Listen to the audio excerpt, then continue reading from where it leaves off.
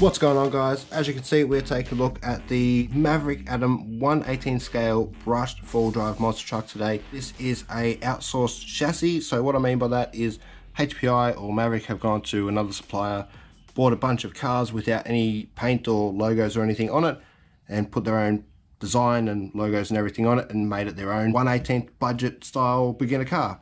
And they have definitely achieved that. This was only 95 Australian dollars with like $10 postage or something, so it's very, very cheap. I hope it's a decent little 1/18 front yard and skate park basher, because that's exactly what I bought it for. As I said, 1/18 scale and four-wheel drive. They do state it's water resistant. It's got the pre-painted shell, LED lights, that's the top bar here, and possibly some on the front there, ready to run. So you do get a battery and charger, as it states right here. Off-road wheels and a 2.4 gigahertz radio. As you can see, we've got a wheelie bar on there, side impact bars, MSR 200 combined receiver and speed control combo. So that's the 2-in-1 board there. And it does say adjustable shocks, but they're not oil fill, guys. They are just friction shocks. But as you can see, we've got another little box here with some upgrades. I bought the Maverick Aluminium oil filled shocks. But for today, guys, we'll definitely be testing it stock standard with the friction shocks. How you mean? Salted joke, moving slow, live on the hoax. How you mean? Alright, so as you can see, it is very bouncy straight out of the box, so we're going to need those oil filled shocks eventually. I believe this does come in a few different colours, but I definitely like the red, black and silver design. We've got some nice black rims on there. The tyres do feel very hard, the compound, and they don't have foam in there, so they might be a little bit slippery. But as you can see, guys, they've gone with 12mm wheel hexes, which means there is a lot of wheel options for this car. That is awesome. We've got a nice big front bumper on there, and it looks like we do have LEDs in the front bumper as well as the top bar. Heading around the back, we can see that nice little wheelie bar there. Don't think we're going to need it while it's brushed, but once we get a brushless system in there, this will definitely come in handy. Nice little rear bumper there, that should be pretty good.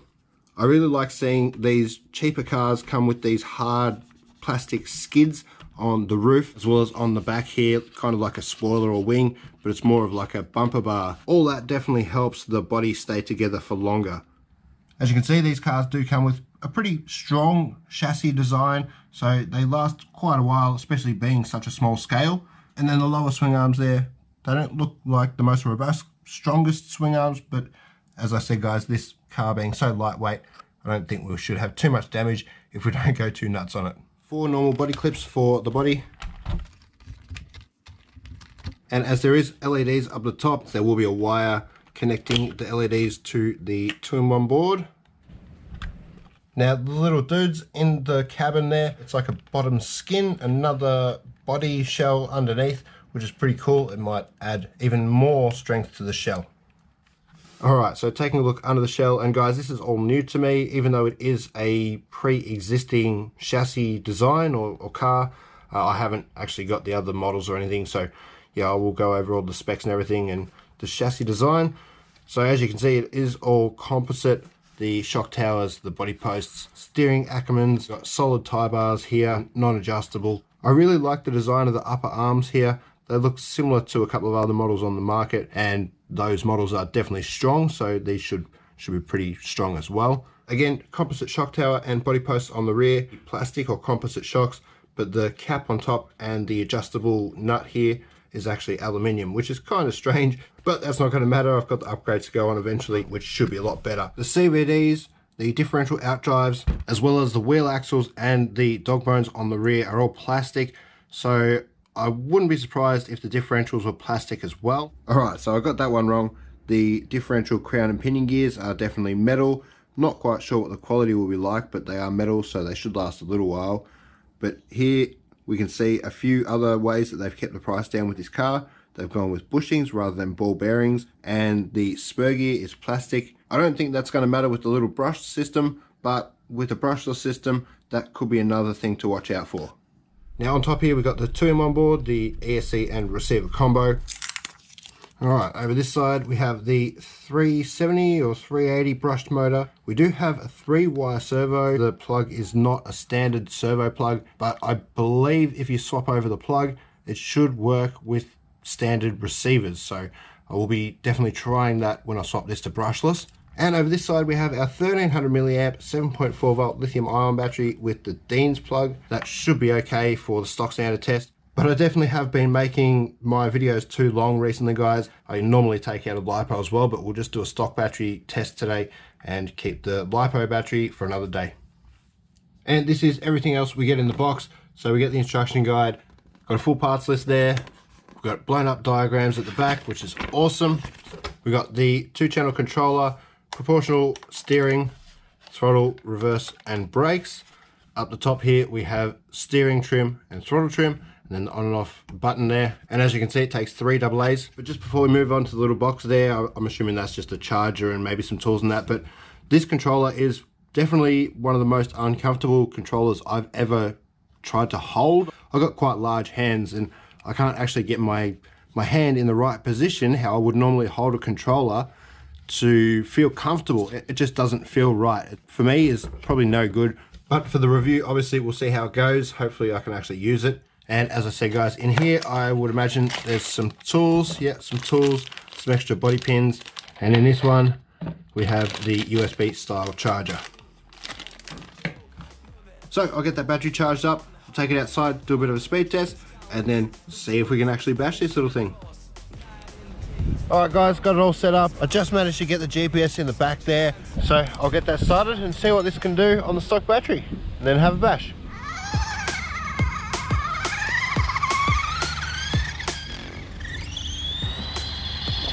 Alright, that is full throttle, guys, and it's kind of all over the place. Definitely a little handful.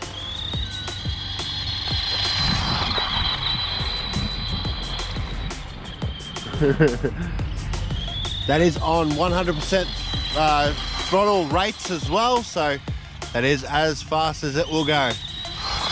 It's bouncy, but it's not the worst I've seen. Oh, nice little jump there. Stop and read. We got 20 kilometers an hour. I actually expected a little bit more than that, but you can't really expect too much from this size car and such a small little motor in there. It's only like a 370, 380 motor, so can't expect massive speeds. Once again, full throttle. I can definitely say the lights look good.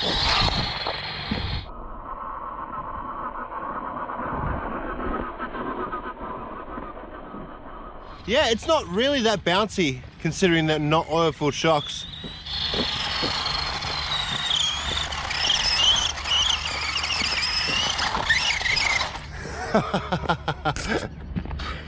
And read. Well, we gained a kilometer. We got 21 kilometers an hour. Awesome. I wasn't actually expecting to top 20 kilometers an hour, so that's a bonus, guys. Now we're going to find out if 21 kilometers an hour is good enough to bash with. I think we're going to have a bit of fun with it though, guys.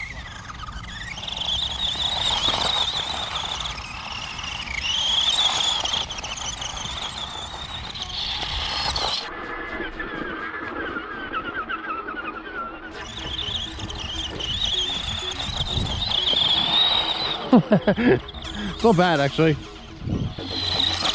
Oh, I missed the water.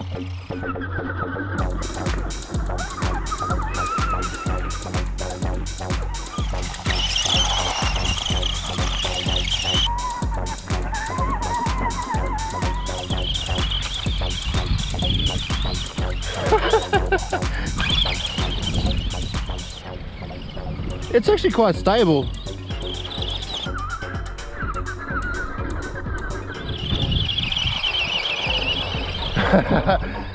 Definitely needs a bit more power to get up that hill.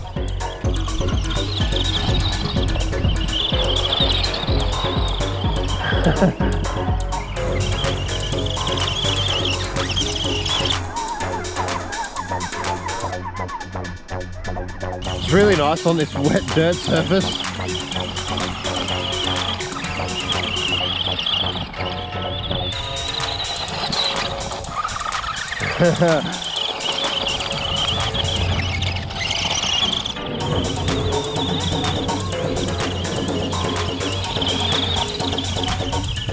Surprised it gets through that real thick grass.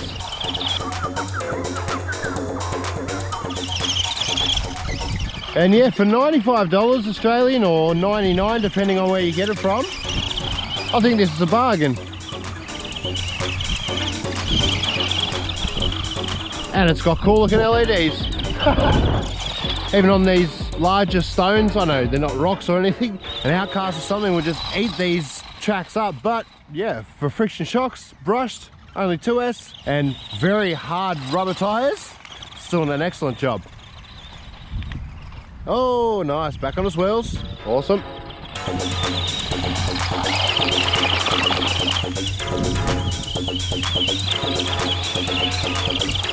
Oh, get up that hill, get up that hill. Nice. Got a few dogs chasing it now. Quick, get through that grass. Nice.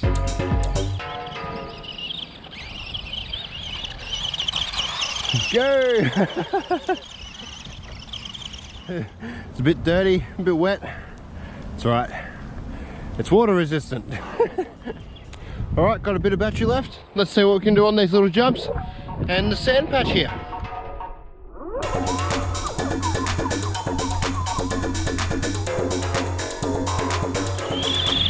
Yeah, very grippy today because of the moisture.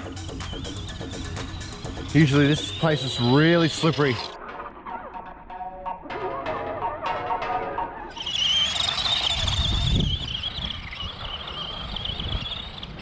These jumps are too big for it. At 20 kilometers an hour, they're too big anyway. Oh no, there we go, little jump.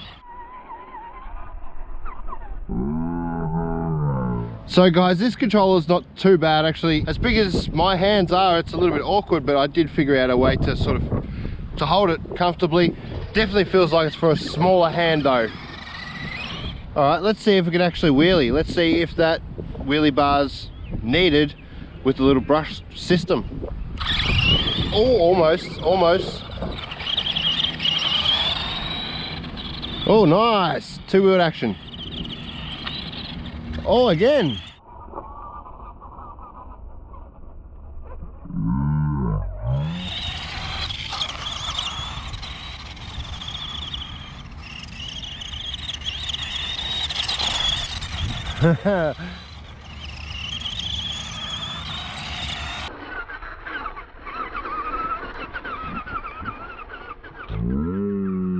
Whoa!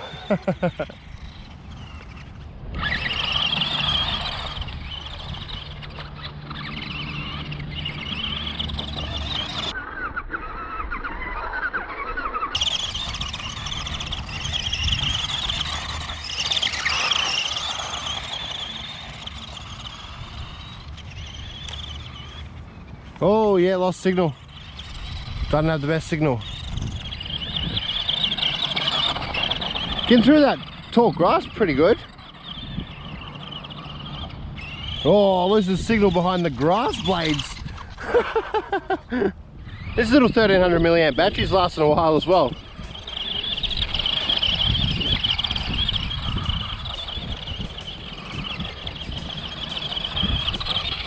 Nice. Come on, buddy. Oh, nice. Front wheels go off the ground at least.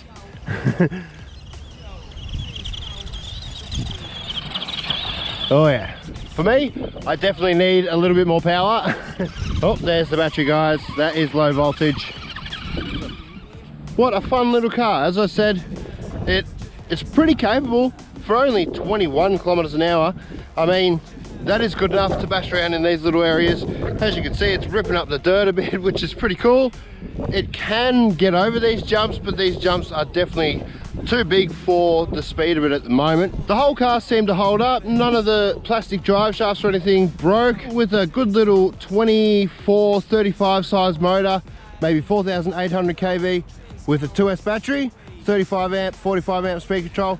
I think this thing is going to be a cool little car. With the oil-filled shocks, it's going to be even better. Definitely be taking it to the skate park once I got those oil-filled shocks on there. I think this is going to make an awesome little skate park basher. It's a decent little car for $95.